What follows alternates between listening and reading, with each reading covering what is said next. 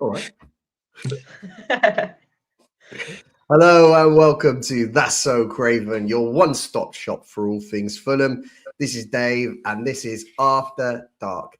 There's been a short hiatus actually. We haven't recorded a show since the 12th of January, I believe. But fortunately, there's been a bereavement in the Brenzi family, and so we'll just send them our love and our condolences. And we're back today with After Dark. Jack kindly pulled together the stream link for us, so there's plenty to talk about tonight as well. I'm excited to get started. And yeah, joining me tonight, it's Mike the Traveller, or as Mark calls him, Trav the Mike-fler. So take your pick.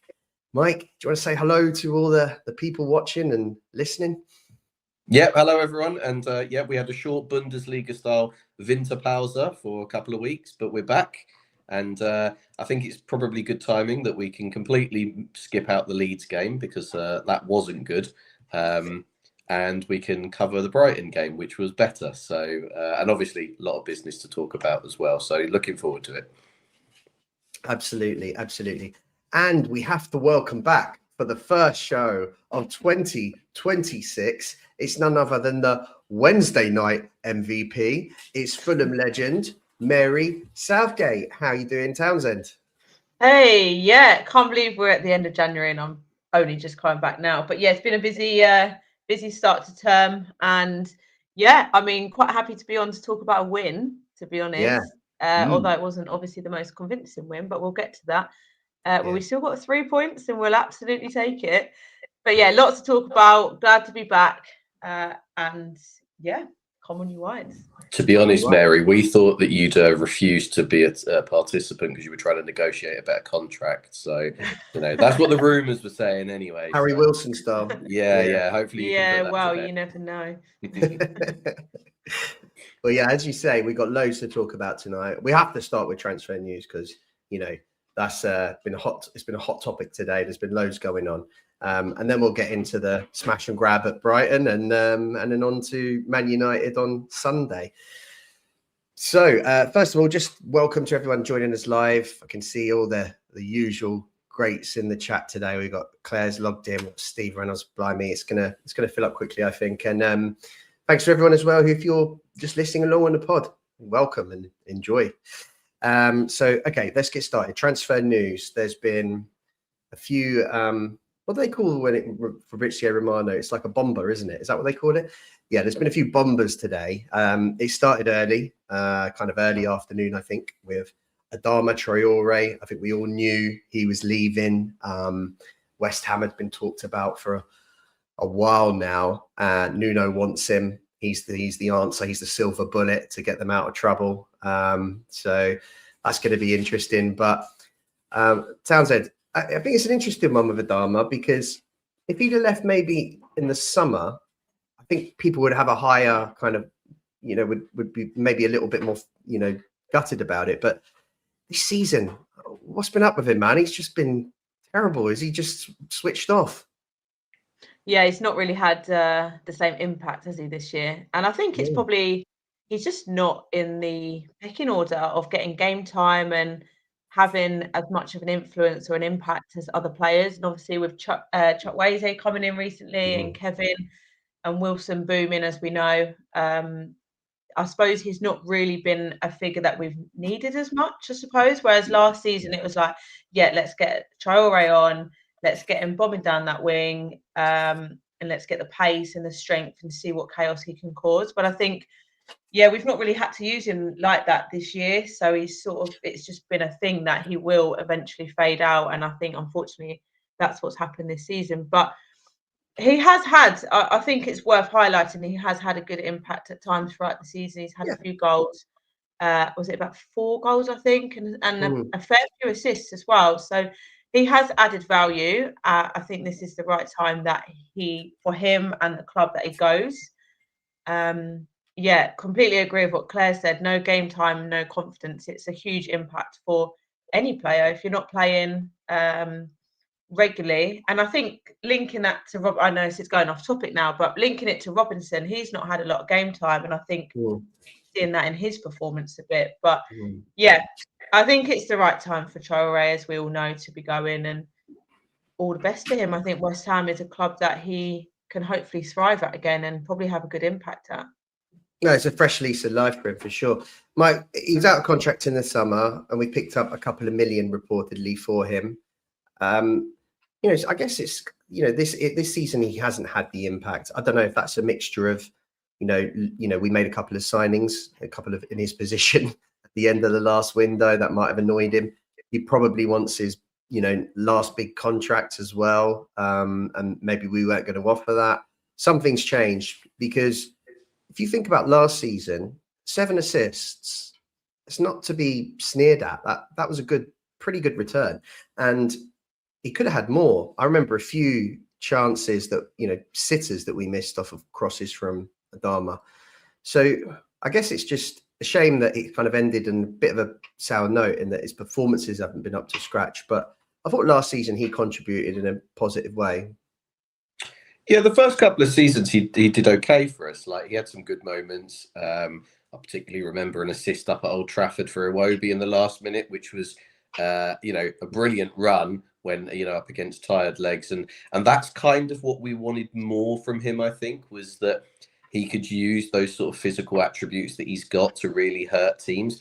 And this season we've just not seen that. Like, he just doesn't seem to use that anymore. He always wanted the ball to feet rather than being a willing runner in behind it. If we needed an out ball, there was too many games this season where he came off the bench with 5 minutes to go and looked like he was pacing himself, and that's not really what you want from a substitute. Do you think he had the hump? Possibly, but also as well, I think that his body is too big for him now at the age that he's at.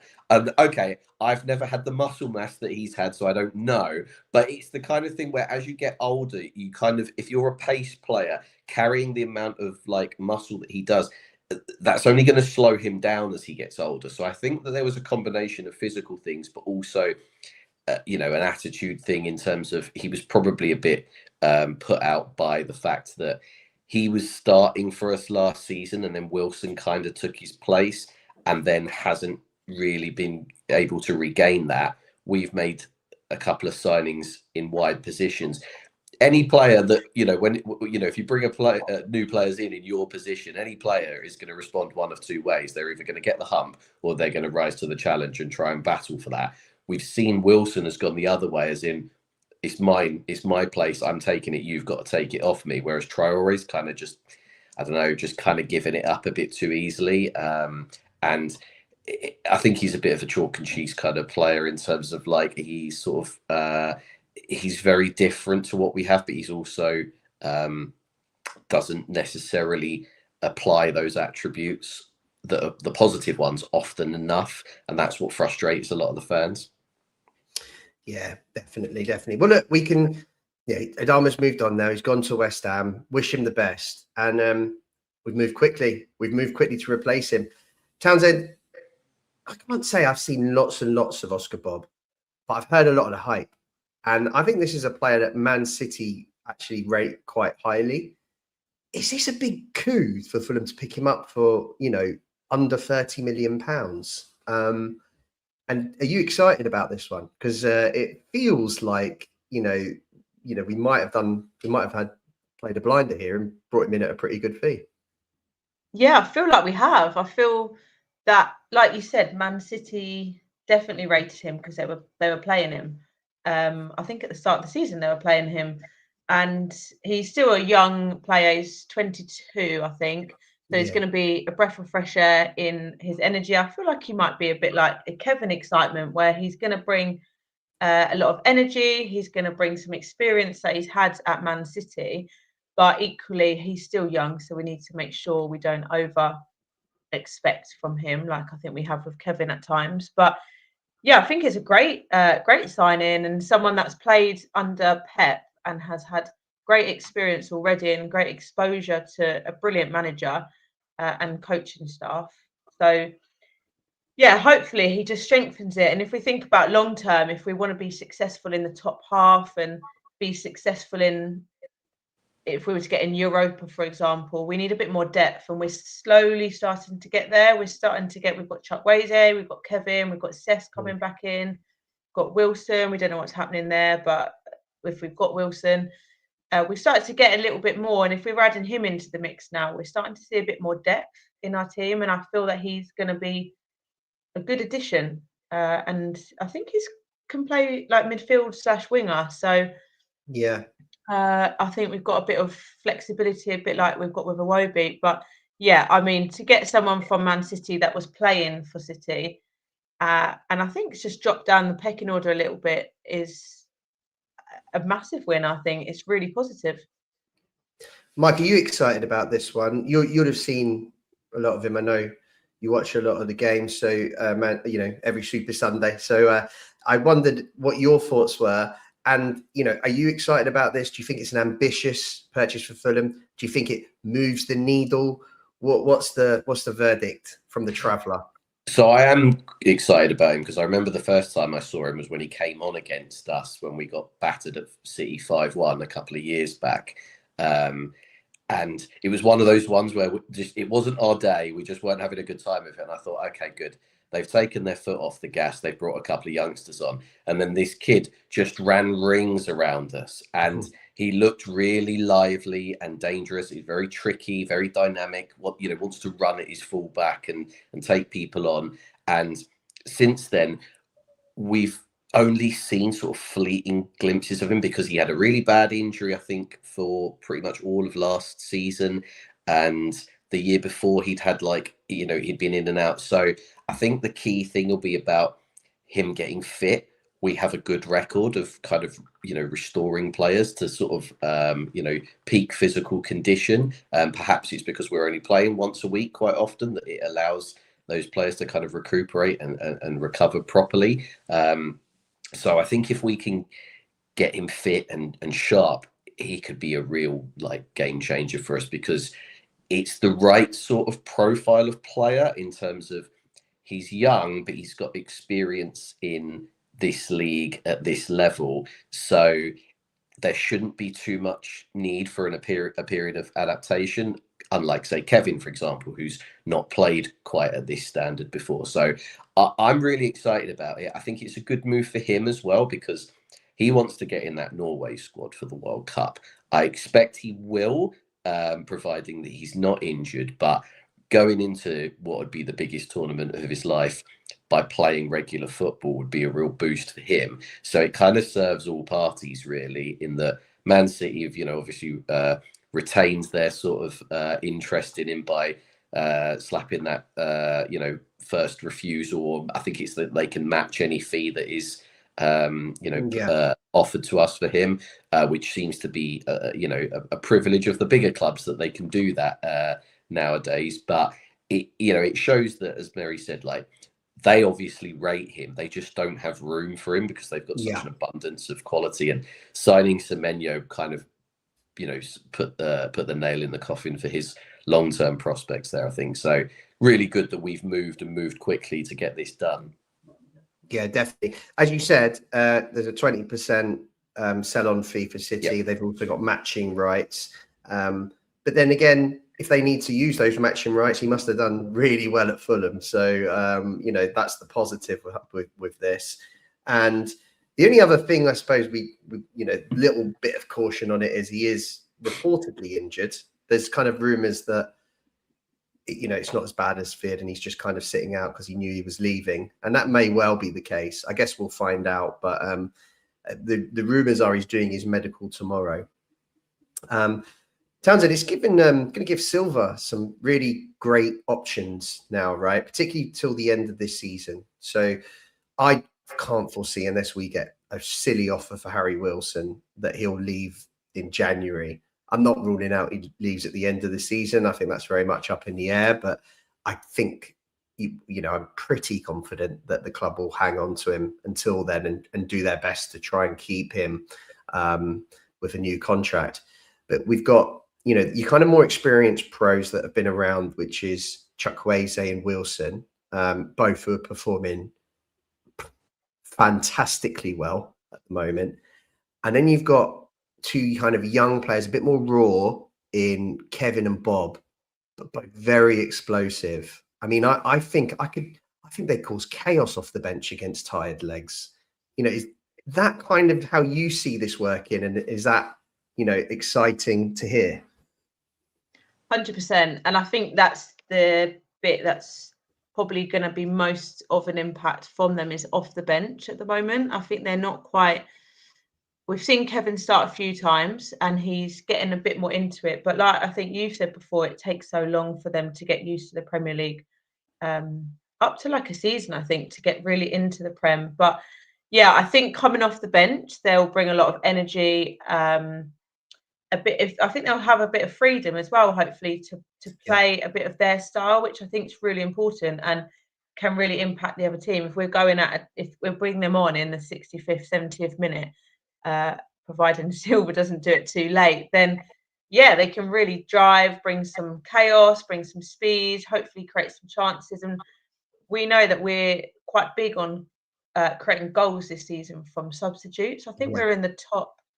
I think we might be joint top for how many goals we've scored, about 24 coming off the bench since August 24, I think. So we're huge with the impact we're having with subs and the decisions Silva's making. So I think sometimes, he needs to look at it and think, actually, they're going to have a bigger effect if I bring them on.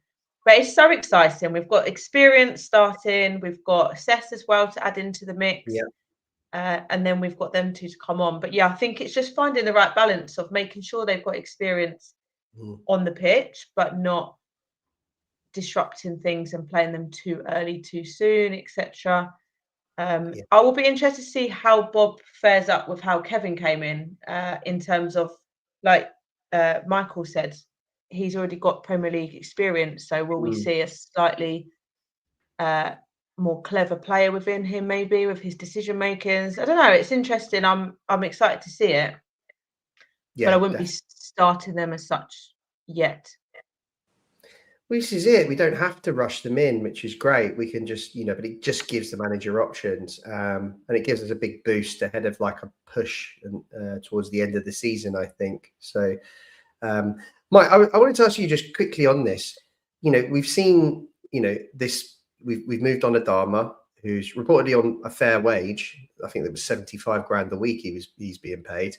Oscar Bob comes in. I suspect he'll be a little bit lower just because he's a younger player. I'm not too sure of the details, but what I'm kind of, I guess what I'm kind of asking you is has the club kind of shifting towards a kind of more younger profile player, lower wage, younger profile player, as we move into this new period of financial fair play rules with the squad cost ratio, moving on kind of big wages, mature contracts, and trying to bring in players with upside potential, lower contract value to keep us compliant.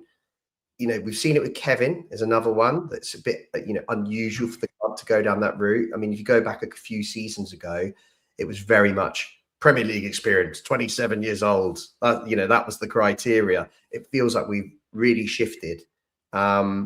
Is that how your read of the situation too?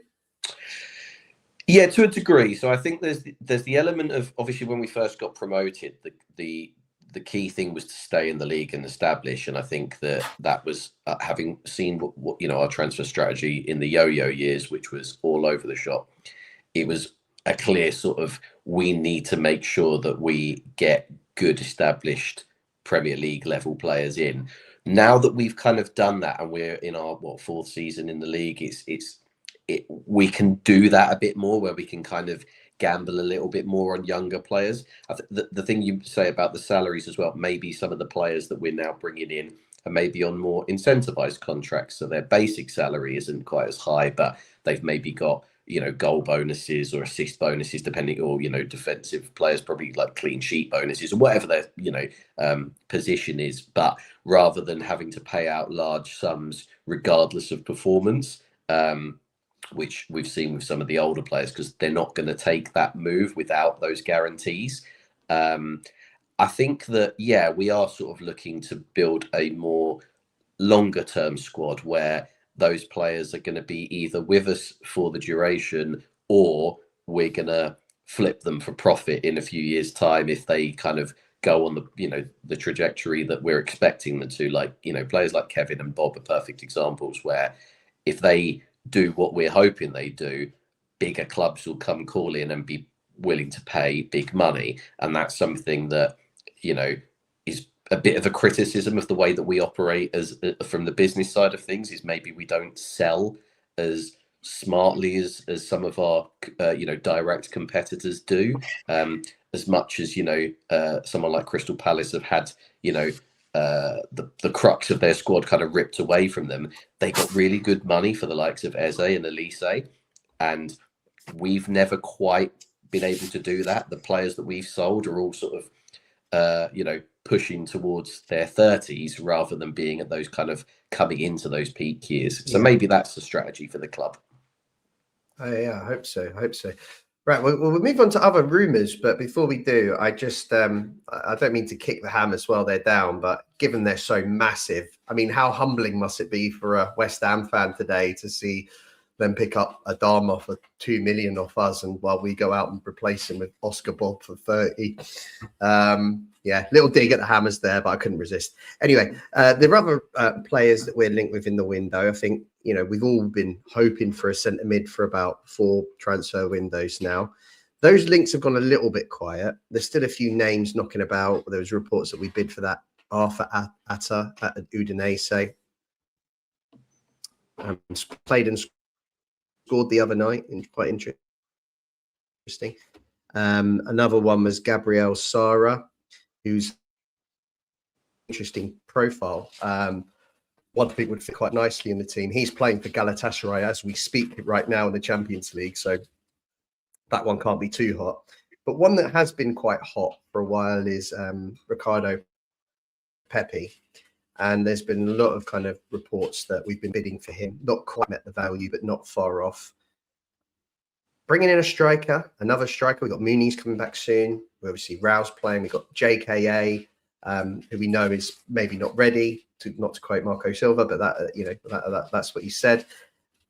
Townsend, what's the verdict on bringing in another striker? Before we talk about Pepe, what's your feeling? Do you think it's just a case of get him in, you know, let him work the rest of the season, and then when perhaps Rao leaves at the end of the summer, he's the replacement? You know, is that how you see this? Or do you think that maybe they're just thinking, you know, you can't rely on Rodrigo Muniz with his injury. You never know, there could be a setback. What's your thoughts? Yeah, I think it's difficult because on paper we've got 3, like you said, but JKA definitely is not ready to be taking the shirt or even really coming on. When Muniz is back, we're not really going to ever see him. Well, I'd be surprised if we did. So I think we do need a striker for the long term as well, because Jimenez is not going to be here for the next 5 years, or I don't know, he might make another year. I wouldn't be surprised actually if we had him for another year, but I think we do need another striker. Whether this one will come through, I don't know. I think there's a few logistics about whether PSV have a replacement for him if he was to come over, etc. So I don't know if this will quite come through. I suppose we'll see over the next few hours or tomorrow, etc. But yeah, we do need one. Jimenez is doing really well. I've always really liked him. I know there's a mixed view on Jimenez. I'm all for him. I think he has a lot of value on the pitch. I think he's worked so hard and he does a lot off the ball that people don't really see. But I can understand, or I see some of the points people make when they perhaps don't think he's, well, should always be starting, I guess. But yeah, I'm quite pro Jimenez, but over the next 3 years, we're not really going to see him. So we do need somebody, and I think it would be a clever time to bring him in or bring somebody in so that we can actually get them molded in the team a little bit more, ready to push on next season. Yeah, definitely. Mike, it's not like us to be making big bids like this in January. You know, Oscar Bob, 27 million, Pepe, best part of 35. The bid for Atta was around 20. Do you think it's because this is a couple of things. Do you think it's partly to try and show Marco that we're ambitious, to try and encourage him to sign that contract? Or do you think it's kind of, we know it's going to be difficult this summer because it's a World Cup year to recruit, and it's better just to get the deals done now, you know, get the squad ready now so that, you know, we don't have to worry so much about recruiting kind of really key positions in the summer. that's my first question. And my second question to you is, can you tell us anything you know about Pepe? Have you seen much of him, and what can you tell us about him? So I'll answer them in reverse order. Yeah. Pepe, I can't say I've seen loads of him. Mike Levy's probably a man for that, as he's a US national team striker. But from sort of the statistical side of things, he looks to be the right kind of fit in terms of, he's quite a tall player. I think he's 6'1", 6'2", something like that. But he's, from what I understand, he's somebody who's kind of, gets involved in the link play, but then gets himself in the box, and it's very much about sort of first time finishes, which for a team like us who tend to cross the ball quite a lot, it's, those kind of players arriving onto the ball would be quite useful. So from what I've sort of read about him, that seems to be quite a good fit for us. In terms of the overall sort of strategy you've been asking the first question, one, I think, it's Silva's going to walk if he doesn't get what he wants. We know that. I think he wants to stay, but it's a bit of a cat and mouse game at the moment. And I think the club are trying to show that they are, on the same page and ambitious to match what the manager wants. I also think as well, there might be an element of not just the World Cup making it a difficult summer, but these new squad cost ratio rules coming in. That's going to sort of transition from this season to next season. And there might be a bit of ambiguity and loopholes in the rules that actually means that spending the money now is better for us than spending the money next year, when we're more likely to get penalised because we don't sell enough shirts in Malaysia or generate enough revenue. And also as well, we're losing like the betting sponsorship, which pays massively bigger money. So all of those things that are just going to squeeze us financially next year might mean that now is actually a more opportune time to lay down the cash. Maybe if we've got some clever accountants, they can find those loopholes that'll be like, oh, PSR, that doesn't exist anymore, and that was under that sort of thing. So that's for people smarter than me, certainly from a finance perspective, to confirm or deny. But it wouldn't surprise me if maybe that's part of the deal that the club are kind of doing, as well as trying to persuade Silva to extend his contract, because I think at the end of the day, that's what we all want, really, apart from a few detractors. No, I mean, I would have thought the majority would want Silva to stay. Maybe there's some that are frustrated that he hasn't committed yet, but obviously I think I fall in that, but I think everyone would want him to stay. He's doing an incredible job. And also I think the other one, of course, is Harry Wilson. We want him to stay too. So we can get this business done and tie up them two. I think happy days. It's going to be an exciting, end to the season. Just a link on the strikers as well. Obviously, it's all happening at Palace. At Palace at the moment, it's all happening, as we well know. Not that I'm gutted for them, but we'll move past that. But Mateta up top, what would be people's thoughts on that? I think he said recently that perhaps Palace isn't quite shaping out at the moment how he wants it, or how it works for him. Is there anyone's thoughts on that? Would you have him? Would you not? Well, he's 28, and I just wonder if we're very intent on bringing in a younger profile, because he will want a massive wage. I would have thought too. I wonder if that is possibly against him in terms of us. But yeah, I think he's a good player. I think he's had a bit of an inconsistent season this year, but I think he's a good player. We've seen that he can be a bit of a handful. I thought he wanted Champions League football, and that's why he was leaving. But Forest, that might be us. Well, exactly. You laugh, Timbury, but if we win on Sunday, we're going to be knocking on that door. Steady now. I think that, just to answer Marion about Mateta, a deal breaker for me is if we were to sign him, if we have to have the Wenger boys when he scores, it's a no from me. Fair enough. Right. Well, let's crack on to Saturday's smash and grab, I'm calling it, at Brighton. I remember I was saying to people around me just, about 5 minutes before the end, that Brighton are going to be devastated with this, only getting a point from this one. Little did I know. Mike, it was a funny old game. We started well, Brighton scored against the run of play, and then they just kind of took over a little bit. And a real funny afternoon. What did you make of it? Yeah, I mean, we got away with one there, really. Like, poor Brighton, they must just be absolutely furious that, again, they've managed to, like, throw away a result against us.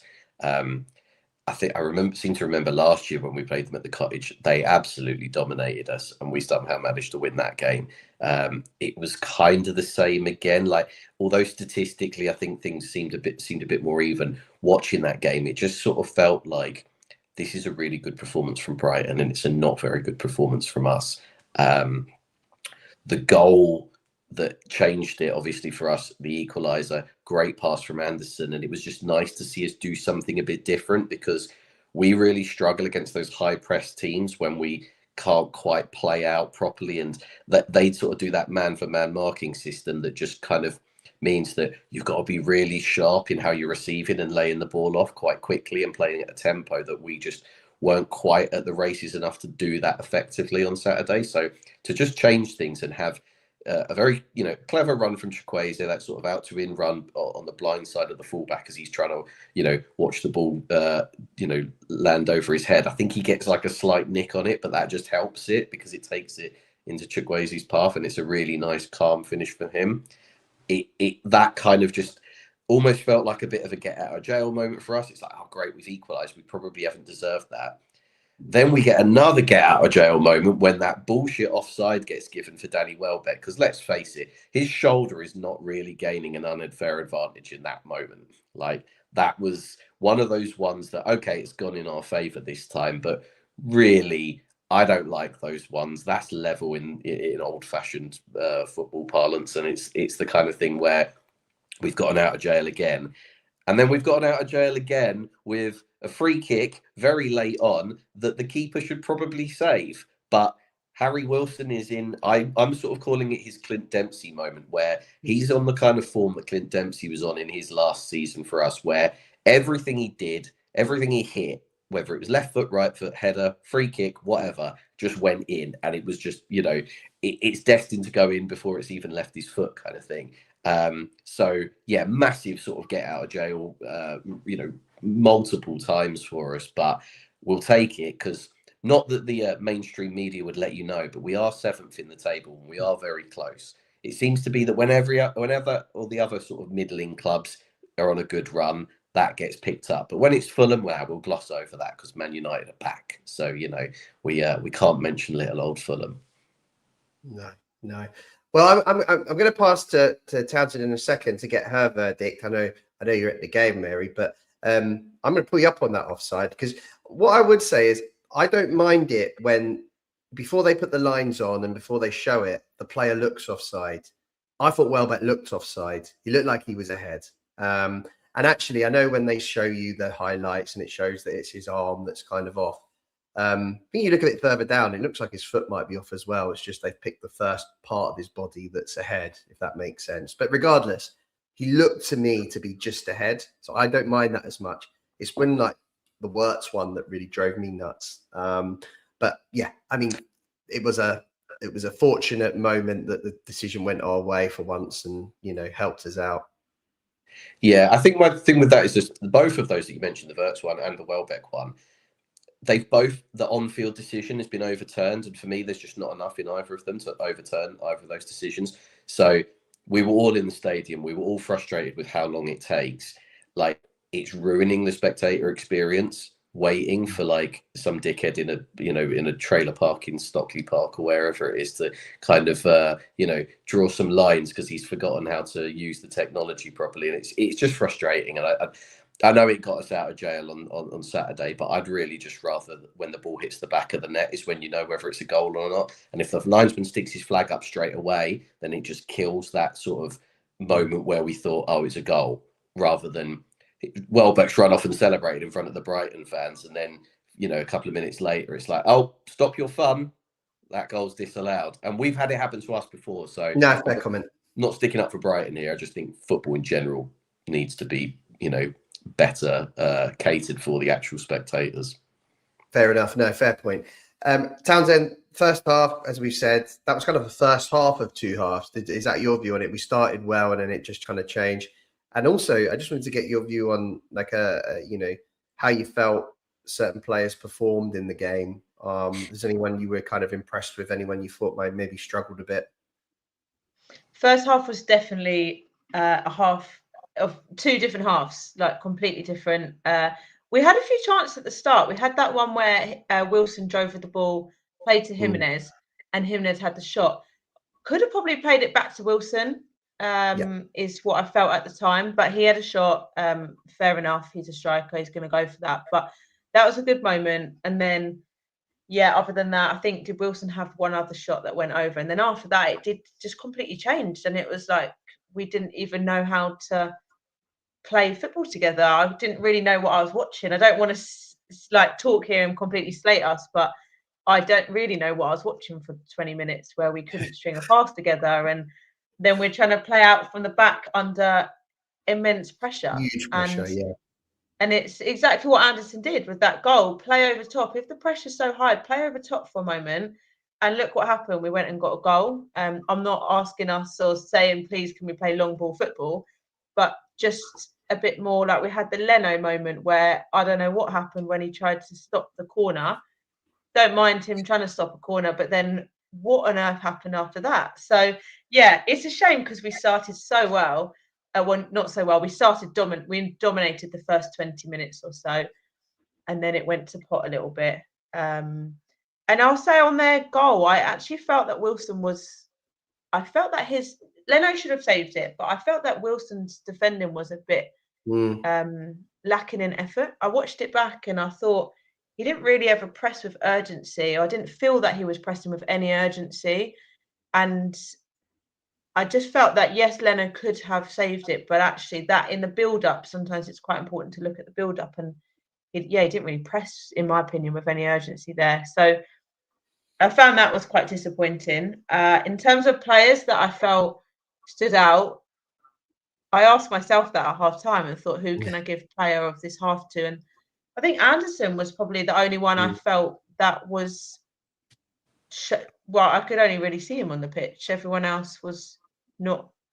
I sort of think if I can't see that you're, if I can't see you're doing something or I don't know you're there, maybe you're not really having an impact. So I felt that Anderson was holding it together, like we know he does. And Castagna, actually, it's worth mentioning his header off the line. I don't know how they haven't scored that. They should have scored that. I think he had two, didn't he? Because there was one. Am I misremembering this? But there was two moments where the one that you mentioned about Leno fumbling something, and wasn't there one? Matoma had a shot that Leno saved with his foot, and the rebound Castagna did really well. So Castagna didn't have a great game. Don't get me wrong; like there was plenty of mistakes that he made, but he's had two really good, important defensive kind of interceptions or moments where he's made a really pivotal clearance for us. So he doesn't get a lot of love from our fan base. So I'm going to give him some credit for that. So good spot, Mary. Yeah, no, he definitely did up his game. He did. On the other side, Mary, though, Anthony Robinson, God, he hasn't looked himself the last two games. I think what was concerning for me was he looked like he'd lost a yard of pace. I'm seeing like midfielders run, get the better of him in a race to the ball. Do you think that's just like a lack of game time catching up with him? He hasn't played a lot this season. I guess. And what do you have any concern really about what you're seeing at the moment, or do you just think it might be just, as I say, he's not played enough and he'll kind of find his form? I think the concern is he's not as trustworthy at the moment, or not giving us as much confidence that we're going to be effective on the left. I don't think we were very effective on the left for large spells of the game. But I do think it's because he was out for a period of time. And that is going to affect how sharp you are. And I know we can't use these excuses for the weeks and weeks and months to come. But for now, it's still quite early days when you think about how long he was out for, the injury he was carrying for a while. And he just hasn't had the match time. He hasn't been training as much.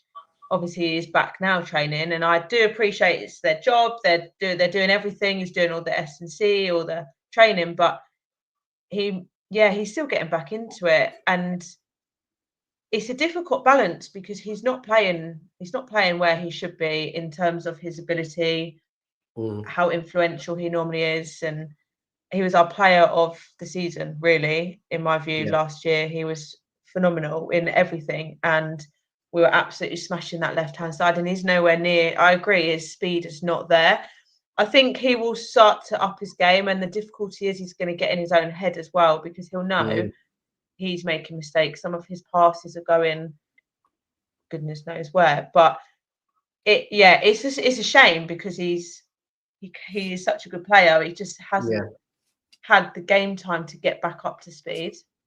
Do you think as well, sorry, the two teams that we've just played, Leeds and Brighton, both really high intensity, high pressing teams, it's maybe a mental thing as much as a physical, like mental fatigue, in terms of he's just not played at that sort of high intensity for such a long time, that maybe that's what's maybe affected his performance more than a physical thing. I don't know, I'm just speculating here, but to answer your question, Dave, I kind of feel like it's too early to kind of be making long-term judgments on that. If this is a pattern for the rest of the season, then maybe it's a problem, but over the course of 2 games, I wouldn't be too worried just yet. Fair comment. Right, so second half, they came out and kind of, carried on where they'd left off, I felt. Super impressed with Balbuena in the midfield. I thought he was just unbelievably good. Just huge presence, great on the ball, great at breaking up play, but can play as well. Just an all-round midfield performance, I thought. Like, man of the match. I think he did get man of the match, I think, didn't he? Yeah. It doesn't surprise me. I thought he was. You can see why the top teams are being linked with him, I think. But generally, we know they're a good footballing side, and they've certainly showed that. And then, as you said earlier, Mike, that goal from Chukwueze, very composed finish, by the way. But I do want to give Anderson a lot of credit. I think the ball is absolutely fantastic. I think it's just, to break the line from so far back where he was, I thought it was a phenomenal pass. And he gets us back into the game. But Townsend, after that, I thought we'd carry that momentum forward. But as Mike alluded to, very quickly after, I think we had one kind of half chance with Kearney right after the goal. Maybe Rao kind of intercepted the ball and we got a half chance. It was straight from that. Wasn't it? It was straight from that. Straight from that. He broke, and obviously the momentum changed again. And even after that goal, Townsend, I thought Brighton looked like the team that were going to go on and win it. What did you feel about that second half? Yeah, I thought that after they definitely came out stronger again, which I was really hoping the half-time was going to kickstart us, scrap that first half, start again. But they definitely came out stronger. That goal, I also thought, like, even in the crowd, I really felt energy for a few minutes, and then obviously it plummeted when we thought they'd scored. But then even after that, it all went a bit dead again, and a bit flat. TC did nearly he had that half chance, which it came from. But there, I know it was called offside, but I had a look at that goal again, and we had 4 players back, and it was a 4v2. And how are they getting through I don't agree with the offside either, to be fair. I think it's ruining football when it's that minor. But it was called offside. But aside from that, they've scored a goal against us in a 4v2, and we can't be letting them do that. We've got Man United coming up, and we're in a 4v2 against the strikers that I know we'll get onto in a bit, but we've got to be more clever there. That was a frustrating moment, but luckily called offside. And then, I just don't feel that we still didn't really bring the momentum. No, I think we went and got the goal. Yeah, after the goal, I thought they still were controlling the game, to be honest. And we were kind of struggling to we were better than we were, I think, but we weren't, we didn't look like we were going to go on and win the game. I think, Mike, we talked about this after the game, but I think a big changing point was actually their manager pulling Baleba off for James Milner with about 5 minutes to go. I mean, what's he thinking there? Surely, it was a real kind of kamikaze move, I think, that kind of gave the momentum back to us a bit. Yeah, it's the kind of madness that you can sort of understand why some Brighton fans aren't particularly happy with their manager, because if this is a pattern that obviously, you know, we don't watch Brighton closely enough to or care enough to know what's really going on at their club, but you can sort of understand that, because that was an absolutely bonkers decision to do that, let alone for old man Milner, who I think his only contribution to the game was after we'd scored the winning goal. He tried to play a simple pass and ended up booting it out for a throw-in. So thanks for that, James. But yeah, just I was really impressed with Belieber. You know, we've seen him before. He's a real athlete, but he's also such a good technical player as well that, you know, you kind of look at him in their midfield, and then you looked at our midfield, and as good as some of our midfield players are, they don't play at that intensity. I think, you know, Mary talks about both the goals that we conceded essentially are because we're not intense enough in those moments. We don't press with intensity. We're more of a shape defensive team. And when we've got that solid shape, we're difficult to break down. But when we're out of that shape, it's just too easy to kind of cut through us. And I will agree with my dad for once when he screams all the time, just fucking hit him. And he's absolutely right, because we don't have that since Polinia's left, where somebody will just smash somebody, take them out, take a yellow card, and we give a free kick away on the halfway line and get back in our shape. So I'd argue that, sorry, Mike, to interrupt, I'd argue that on. Sasa Lukic is more like that than Alexander Berger in profile. I think Sasha he'll sort of people. I think if he was on the pitch, someone. I don't think he would have let that happen. But no, probably not. He'd have sneakily tripped somebody over rather than done a Polinia and clean them out. But I think it's I'd take that point. But when it's, you know, I think it was Berger and Iwobi in midfield, it's like we saw from the first goal that they sort of play around us with a bit of a, they had an overload and nobody sort of thought to get over and help them out and break that shape that allows Ayari to kind of just wander into the edge of the box and think, oh, I'll have a shot here because no one's closed me down. So there's definitely a degree of that where we just don't do that enough. But back to the point in terms of what sort of helped swing things, I think for us in the later stages of the game, one, Belieber coming off, but also I thought King came on and made a really good impact in the short period of time that he was on, because he's so dynamic and gets the ball and runs with it. You know, we don't often see, you know, players from us really doing that when it's difficult. We're very good at doing that when we're on top and we've got the momentum, but when it's a kind of a bit of a sticky game, we sometimes lack that a bit. So it was really nice to see King have a positive impact on the game, and obviously I think he was the one that got fouled that led to the decisive moment. So yeah, pleased to see King back because he gives us another dimension. Townsend, on that decisive moment Michael's talked about, he mentioned at the start that, you know, Wilson's just in a moment where everything he hits goes in. And I was talking to the guys around me, and I said this will be a chance, you know, like this is you know, good area for a free kick taker, really, where we had the opportunity from. But I still can't believe it went in. It erupted around where we were. I think it more in shock than anything else that we've managed to get 3 points out of the game. Is it a similar experience for you? Yeah, we did not deserve 3 points, but we will absolutely take the 3 points. Yeah, I had a perfect view. I'm in H5, so I had an absolutely lovely view of that ball swinging in. Yeah. I know maybe the keeper got the hand to it, but they obviously had enough power and pace on it and spin and all of that to go in the back of the net, which was absolutely vibes, Lim FC. But yeah, we didn't quite deserve 3 points. But then, you know, like they're the moments where if you're as a team, you're doing well and you're in the top half, sometimes those moments fall for you. And if we were the West Hams of the world down the bottom, they're the moments where what happened to Bryson, you just get a smash and grab moment. And yeah. I think actually it says a lot about where we're at in the fact that we've somehow dug 3 points out of a game that we did not perform in at our best. And yeah, I think that says a lot. If we were in the bottom half, I don't think that would have happened. And we still remain undefeated from Brighton in the Premier League at the Cottage. So that is also a big moment to keep celebrating, which hopefully was not famous last words. But yeah, we got the 3 points. We got the job done, but we really need to up our game, I think, for Man United on the weekend. Yeah, that's a good segue, Mary, right into the United game. I presume the Traveller will be travelling up there on Sunday. No, he's not. Oh, what a fair weather plan. First league game I'm missing. Hang your head in shame. Yeah, I know. I apologise. You know what? Because of this, I'm actually happy to relinquish the nickname of the Traveller. If if you want to take it off me, I won't complain. I won't argue. But sorry, no, I'm letting the side down, I'm afraid. Okay, interesting. Well, listen, look, Man United are in a great place. It's a new dawn under Michael Carrick, of all people. They're back.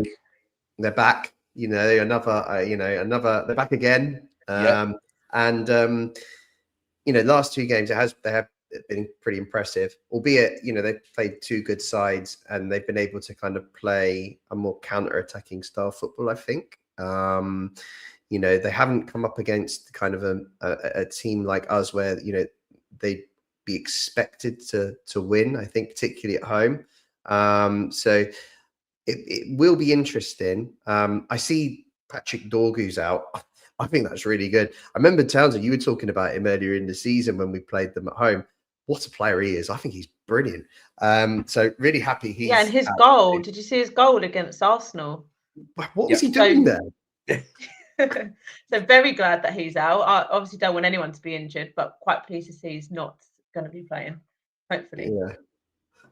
Yeah, it's a funny one. I was hoping that Cunha, there was rumours that he was investigated for saying something to the camera when he scored, but I was hoping he's going to get banned as well. But I was just clutching at straws, really. We've also got Bueno. Maybe we can think of something that he can get banned for, because he looks a right handful at the moment. Playing for Brentford before. Yeah, exactly. That is I think it's obviously going to be a difficult game, right? It's they're a team, in form, new person, new manager, 2 wins on the bounce against good sides, at home, expectation that they should kick on now. Real tough game. But my question is, I'll throw it to you first, Mike. We should go up there with some confidence too. We've been playing well, 1 loss in the last 8 games. And I think that, can we go up there and frustrate them, basically? And do we have enough to, in the Arsenal, really, to cause them problems? I mean, yeah, we shouldn't go into this game, thinking anything other than, trying to be positive and trying to win the game. I worry that we're not the right profile of team to cause them the problems that could, so we're not really a counter-attacking team. We're more likely to sort of fall into the trap where we'll have plenty of possession and then give them opportunities on the counter-attack, where they will attack us with pace and power, and we might just get a bit overwhelmed, particularly if the crowd gets up, because, as we say, they're back now, they're Manchester United Football Club again and all that rubbish. But it's like, we would have been better off being a low block team who are going to hurt them on the counter-attack and frustrate them. But I kind of feel like it's just a horrible time to play them, because the mood around the club there is really positive at the moment. If we get the first goal, though, that could change. I feel like we will have opportunities, like, as much as they have improved and they've kind of done a bit more of a back to basics approach where they're putting their best footballers in their best positions. Who'd have thought that would have worked? But they're not infallible. Like, even I thought Arsenal played really poorly against them at the weekend and actually still had opportunities as well. So you kind of feel like, if we can be clever in how we approach the game and attack, to our strengths, then we can make things happen. But I do worry about this game. I would have loved Amorim to have just hung around for a few more weeks. So I'd have really fancied us against Ruben Amorim and his terrible tactics and his terrible mood around the club. But now I just kind of am concerned that this has just come at the complete wrong time for us. And also as well, that they brought Kobe Mainoo back into the side. I was really hoping that he was somebody we might have half a chance of getting, because he's exactly the kind of player that we need. And I thought he was excellent at the weekend, and I feel like that midfield is probably just going to have a bit too much for our midfield, and feel like that's actually where the game could be won and lost. No, it's a fair point.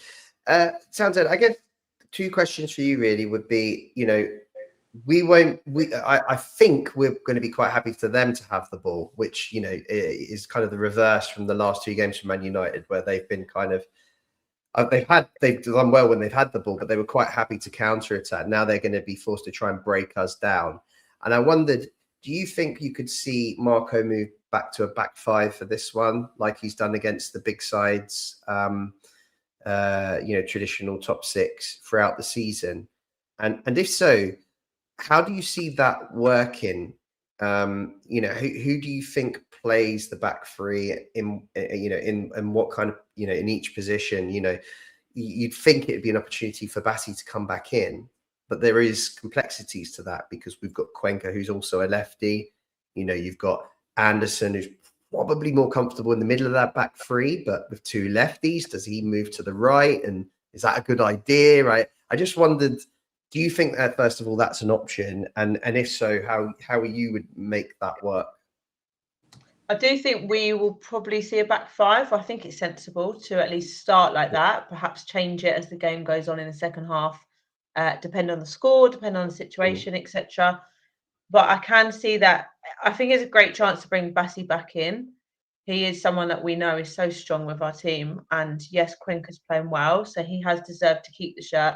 And in the back 4, in a back 4, I think it's fair to keep Cuenca with the shirt, although I could still justify Bassey's performances. But I think it's fair to keep Cuenca the shirt. So back 3, bring Bassey back in. I think in the middle is probably where we would see him. I think Anderson on the right, Cuenca on the left. Although I do also argue that Anderson is probably the best person for the middle, just because of his is that where he's played in the back 5 so far this season? I think it is. I think he's played there in the back 5, but I think when Denmark used to play a back 5, he did sometimes play on the right side. Okay. Yes. Okay. Sorry. And then it's difficult. It's because I think Tete is all right to be playing. What's the rumours on that? I think he is. Yeah. Apparently he'll be fit. I think that might be the more viable option, either him or Diop on that right side, because Anderson, for me, I think has to play in the middle. Would he play Cuenca though out on the right of the back 3? No, and with Bassey on the left. Do you think? No, I think it's Cuenca or Bassey, and it's probably Cuenca's place because he's not done anything to warrant losing it. I don't think. Interesting. Yeah, I mean, I agree. I would prefer Anderson in the middle, but it's just working out what system Marco wants, and I think Tete. It's a game that we need Tete on the pitch. I think you're right. I think if he brought in the back 5, what are you saying? Sorry, mate. Are you saying he brings Tete in as a right-sided centre back and keep Castagna out as a right wing back? Is that what you're saying? Possibly. Or he goes. He definitely needs to be on the pitch. But the other one I'd say is Cess. I think there's scope for starting Cess on the left-hand side, and I have no question. If he does start, I'd have no issues with that at all. I probably would feel a little bit more confident actually with Cess starting on that left-hand side. I think in current form, and I think he's more naturally a left wing back than Robinson. Yeah. I agree with you. I think Bassey will come back in, Mike. I think it's an opportunity for him. I just can't quite figure out how Marco's going to make that back 5 work. That's where I'm, because as you say, Cuenca doesn't deserve to come out.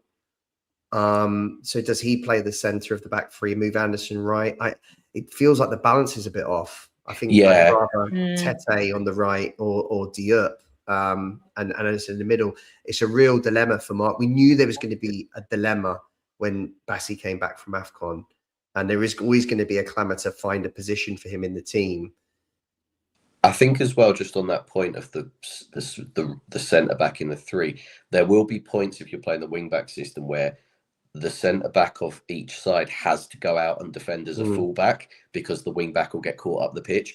Anderson is the least comfortable with the defenders that we have that does that. So I just don't see him playing on that right side. I just think that he would play there in the centre because also as well, he's the one that kind of, when we're building up from the back, he's the kind of almost the playmaker from the back, if you like. So we want him to be in that free position to collect the ball and start from there, whereas you'd want the others either side to be marking a bit more. But Yeah, I don't know. It's a tricky one, difficult, and that's assuming that we do play a 5. You Yeah, don't true. think we're But going to yeah, play if we do, I don't know. I'm not sure. I'm not convinced by it. I think if we were playing against Amorim's Man United, we would have. I think now that Man United play the 4-2-3-1, we might go like for like. Interesting. Because if And Tete's Townsend, back, yeah, that's we can true. If afford to do Tete's that. back, you can start him in a 4. Then Yeah. you feel it looks a Yeah. bit more solid, doesn't it? Further up the pitch, then, Mary, I think it's got to be Berger and Iwobi, the midfield too, I'd have thought. But ahead of that, let's assume it is the back 5. We know Wilson will play and Raul will play. Is it ESR? Is it Kevin? Or is it Chukwueze? I'm leaning towards Chukwueze and giving him the shirt and giving him the start. I don't think I've really enjoyed seeing ESR playing actually recently and gaining confidence, and Yeah. I have really liked that. I just don't think this is a game where we'll see him start. Perhaps come on and add value that way. And then if it's between Chukwueze and Kevin, it's Chukwueze for me. Not just because he bagged the goal, but I just think he is a more intelligent player, and I think he will add more from the start. Kevin, I would bring him on in the right if the situation's right. But yeah, Wilson, Raul, and Chukwueze for me. Fair. Mike, any changes to that? I could see Smith Rowe starting in the sense of if we're looking to sort of keep things tight and keep the ball, retain possession, Chukwueze is going to be a more effective impact sub off the bench than Smith Rowe in the situation that you'd find yourself at Old Trafford, where if there's 20 minutes left and it's 0-0, if we're bringing on the likes of Chukwueze and Kevin to go and try and be our match winners, I think that's a more daunting prospect than bringing on Smith Rowe, for example. Not that he hasn't had an impact off the bench also in games this season. So I don't have a preference one way or the other, because I completely take Mary's argument. I think Chukwueze is a really exciting player. He's fun to watch, and I feel like if we can get him close to Raul, then that's a good opportunity for us to kind of to get chances and score a goal up there. But I can see Marco maybe just being a bit conservative to start with, trying to make sure that we're still in it with 20 minutes to go in order to have those come off the bench and win it. It's not beyond the realms of possibility that there might be a certain Oscar Bob on the bench too, given as an extra option. And that'll be quite interesting off as the well. bench? Who are you dropping off the bench for that? Well, it's going to be one of the. Well, it'll be Kusiaseri, Reed, probably. No, Kusiaseri will at the bench. Kusiaseri. So he's sorry, kid, but yeah, it's now that we've got a squad, I'm afraid not. But I don't want. I'm one of these, until Oscar Bob's holding the shirt, he's not a Fulham player yet. So I don't want to jinx anything, but it's looking positive. But yeah. Fair. But that would be an interesting narrative, given that he's was a Man City player. It'd be a good one to chuck in if he was fit and available late in the game. Yeah, I think it's a test for Man United. This, if you flip it on its head, let's take our loyalties and our feelings out of it. I think it's a different test for Man United. The last 2 games, yes, they have picked up. But as I said, they've played teams they were kind of the underdog a little bit, and they've performed really well. Now they are the team that are going to be expected to take the game to us. And we're no mugs. We're 7th in the league for a reason. We can be hard to beat, and we score goals. So I think it's a different test, and I just hope that we take advantage of that. I hope that we set up in a way that restricts Fernandes, because I think he's been really impressive the last 2 games. From creating too many chances. And if we do have Bob, brilliant, but either way, look to try and nab a result late, off the bench, mix things up. That gives me some hope. I think that there's a possibility, and hopefully it's another false dawn for Man United. Guys, we're closing an hour now, so I'm just going to grab your predictions before we close out. Townsend, how do you see this one unfolding? What's your prediction on score? My prediction, my final thoughts, it's going to be a tough game. They are on form, but like you've said, they're now up against a team that are different to the Man Cities and the Arsenals of the world. One thing I think it'll be a 1-1. I can see both teams scoring, I'd be happy with a point. I'd be really happy with a point, actually. One thing I would say is we need to, I know we like to get in our shape, like Mike said earlier, but we need to make sure we press at the right time. Cunha's goal on the weekend, he had so much space to just travel and take. No one pressed him at all. Great strike, not taking that away from him. Don't want him doing that against us, but he had so much space, and we can't give them that because you've got Mbeumo who's direct, he's dangerous, he's like happy to just be really proactive and go with the ball or get on the end of something. And then, like I just said, Cunha's in so much space there. So yeah, we need to just make sure we're pressing well. If we're doing that, I can see us getting a point. So I'll go 1-1. Yeah, fair enough. Michael? I'm going to give you the prediction from my heart rather than my head. Yeah. And we're going to nick it 2-1 in the last minute, much like we did a couple of years ago. And because I'll be watching on the TV, I'm going to have to listen to Gary Neville harp on about Manchester United Football Club for an hour and a half. So I'm really looking forward to having to hear him climb down after the game and praise Fulham for a hard-fought 2-1 victory. Joe, I'm actually feeling optimistic about it because I've seen so many Man United false dawns and they always lead to disappointment in the game they weren't expecting.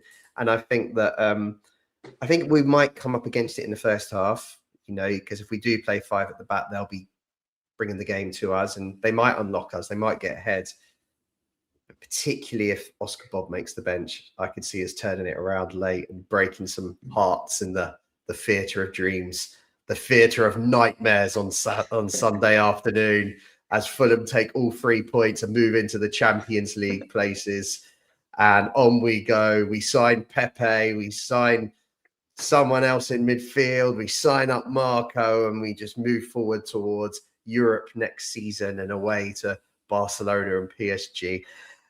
And on that note, ladies and gentlemen, I think we'll bring the show to a close. So, thanks everyone for joining us. Townsend, great to have you back. Oh, loved it. And I love that we had people in the comments and getting involved. It's so good to see everyone's names up again. I feel like I've been away for too long, so I've missed seeing everyone. But yeah, bring it on. Let's go and get some points at the weekend. And it's been great to be back. Yeah, and Traveller, can you just apologise to the Fulham fan base for you not supporting the team this Sunday like you normally do? Yeah, I do. I wholeheartedly apologise. And I feel like I've let everybody down, but nobody actually cares about what I do. So, yeah, it's fine. And I'll be supporting the Whites as normal, but just not from the same place as usual.